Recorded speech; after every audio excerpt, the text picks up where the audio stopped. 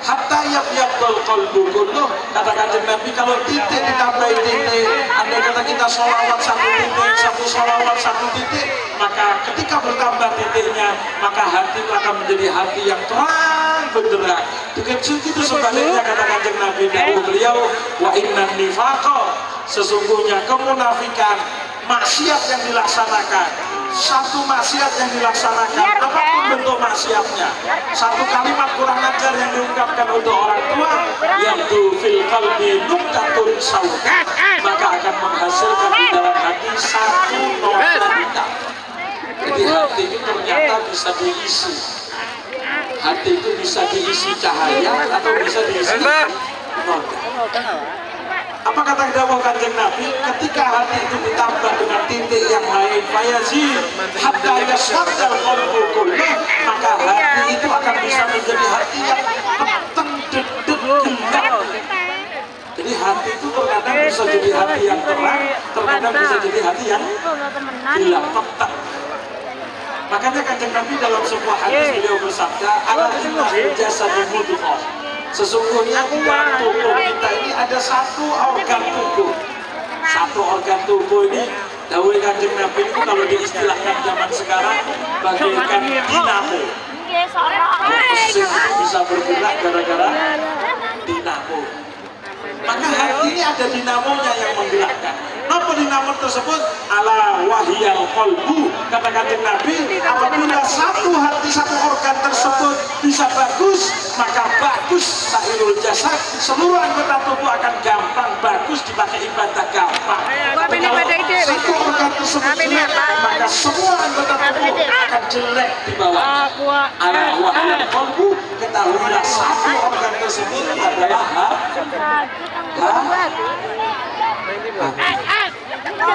ini yang perlu dijaga. Ketika hati baik, apa kata jauh Kanjeng Nabi, kalau hati sudah baik, kaki pun akan enteng di bawah ibadah. Kalau hatinya baik, kaki dibawa ke masjid gampang, tangan dibawa ibadah gampang. Ketika tangan nosodako enteng, kenapa? Hatinya ketika hatinya bagus, semuanya bagus, matanya gampang dipakai nangis ketika dengar sholawatan. Makanya jangan heran kadang-kadang ada orang, ya Nabi netes. Kadang-kadang Pak, tengah-tengah sholawatan itu enten satu orang yang mungkin netes, air matanya nangis, koncone selalu tolak.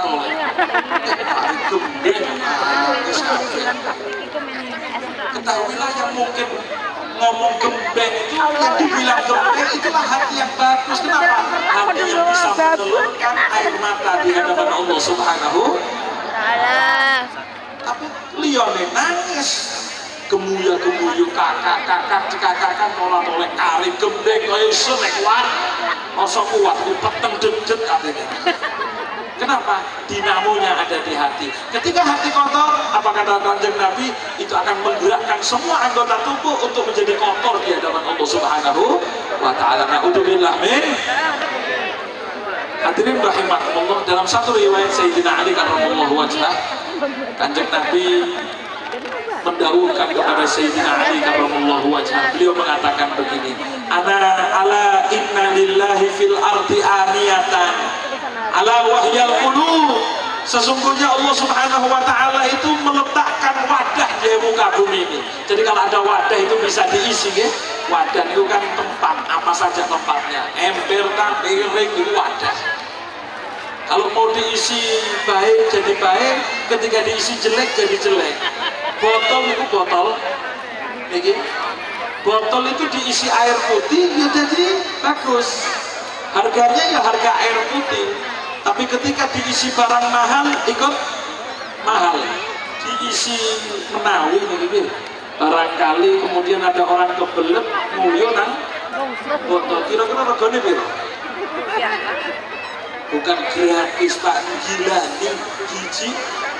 Ternyata sama-sama botol tergantung isinya. Kanjeng Nabi dawuh, Allah Subhanahu wa Ta'ala meletakkan wadah yang ada di muka bumi ini ala wahyal qulub, kata kata Sayyidina Ali, ketahuilah wadah yang dimaksud oleh Allah Subhanahu wa taala diletakkan di muka bumi ini adalah hati yang kita miliki bersama. Maka jadikan wadah kita itu menjadi wadah yang terbaik di hadapan Allah Subhanahu. Bagaimana cirinya wadah terbaik? Ayo, Sayyidina Ali beliau mengatakan, fa khairuha, wadah terbaik, hati yang terbaik, hati yang paling punya nilai hebat di hadapan Allah Subhanahu wa taala punya 3 sifat. Hati ini punya 3 sifat. Maka yang pertama asfaha, yaitu hati yang paling murni, hati yang paling jernih, hati yang paling bersih fil yakin, yaitu hati yang paling bersih di dalam keyakinannya kepada Gusti Allah Subhanahu. Khairuha asfaha wa aslabuha wa araquha. Ada 3. Yang pertama hatinya bersih, yang kedua hatinya tegas. Jadi hati itu perlu tegas. Yang ketiga araquha, tapi walaupun punya sifat tegas, beliau hati tersebut yang dihadapkan oleh Allah di hadapan paling baik, maka hati tersebut adalah hati yang punya sifat ketiga, yaitu hati yang paling lembut. Jadi mesti tegas, tapi di satu sisi tegas, satu sisi lembut. Yang pertama, hadirin rahimakumullah, hati yang terbaik adalah hati yang memiliki sifat yakin penuh kepada Allah, asfah, paling murni, sebagaimana hatinya Nabi Ibrahim alaihissalatu wassalam. Nabi Ibrahim itu bagus ya, sallallahu alaihi Muhammad. Nabi Ibrahim itu mantep kali Gusti Allah. Saking mantepnya dikatakan, ketika Nabi Ibrahim itu mau dilemparkan ke dalam kobaran api oleh Raja Namrud. Jadi mesti rojo, tapi jangan bangga. Kadang-kadang ada orang bilang, saya ini pengen jadi rojo, tapi rojo model rojo Namrud, rojo Fir'aun. Hati-hati, tidak ada bagusnya. Raja Namrud itu musuh sama Nabi Ibrahim. Dikatakan Nabi Ibrahim itu mau dilemparkan ke kobaran api dengan semerat. Dikatakan oleh ulama ahli tafsir bahwasanya kayu bakar yang dikumpulkan untuk membakar Nabi Ibrahim itu dikumpulkan selama 1 bulan. Jadi saulan ngumpul kayu bakar. Setelah dikumpulkan 1 bulan, kemudian beliau itu siap dilemparkan ke dalam kobaran api bil manjani. Beliau itu dilemparkan lewat ketapel raksasa. Jadi kalau mungkin lapangan Kemiri ini full kayu bakar untuk membakar Nabi Ibrahim alaihissalatu wassalam. Ketika sudah siap apinya, Nabi Ibrahim itu mau dilemparkan bil manjani dengan ketapel raksasa. Jadi sudah diikat siap, mau dilemparkan.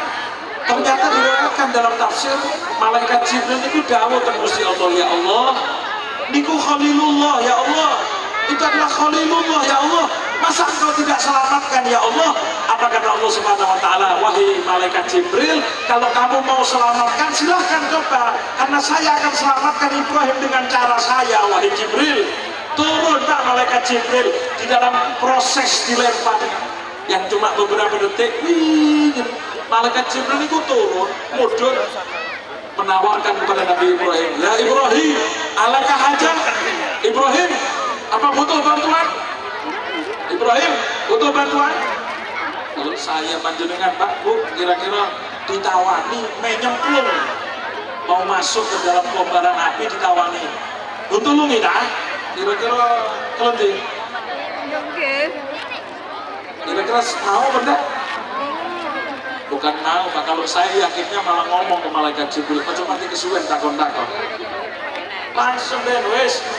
Kenapa? Sudah dalam di hadapannya kobaran api yang siap melahap Nabi Ibrahim. Ternyata Nabi Ibrahim ditolongi, dimintai bantuan. Nabi Ibrahim ditawari bantuan oleh malaikat Jibril. Apa jawabannya Nabi Ibrahim? Nabi Ibrahim ternyata mengatakan, ammalaka falah. Kalau kamu wahai Jibril yang mau membantu saya, maka mohon maaf, saya tidak butuh bantuan kamu. Ilmuhu fi hali yughnini an su'ali. Maha tahunya Allah terhadap keadaan saya. Allah itu maha tahu. Allah itu tahu keadaan saya, sehingga di dalam kesempatan seperti ini saya tidak perlu lagi minta tolong kepada Allah, saya tidak perlu lagi doa kepada Allah, karena saya yakin janji Allah, intan surullaha yang surga. Kalau kalian tolong agama Allah, kalian pasti ditolong oleh Allah Subhanahu wa taala. Sallallahu alaihi Muhammad.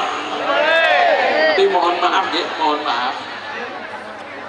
ucapan Nabi Ibrahim niki jangan disalahartikan kemudian jenengan tidak mau doa. Barangkali setelah mendengar ceramah ini kadang-kadang terus mari sholat mas, Assalamualaikum warahmatullahi, Assalamualaikum warahmatullahi, langsung ngadeg hati balik.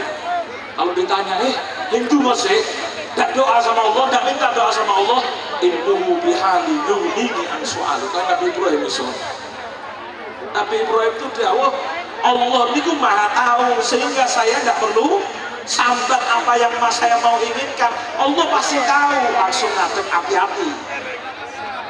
Karena orang berdoa itu kata Kanjeng Nabi setelah sholat, ada seorang sahabatku selesai sholat, Assalamualaikum, Assalamualaikum, langsung ngadeg. Kanjeng Nabi panggil, kembali, Renia, kembali kamu di sini. Apa kata Kanjeng Nabi? Apakah kamu tidak butuh sama Allah? Kari aos, kari sholat langsung ngadeg. Hidungo, hidwiridan, kari aos.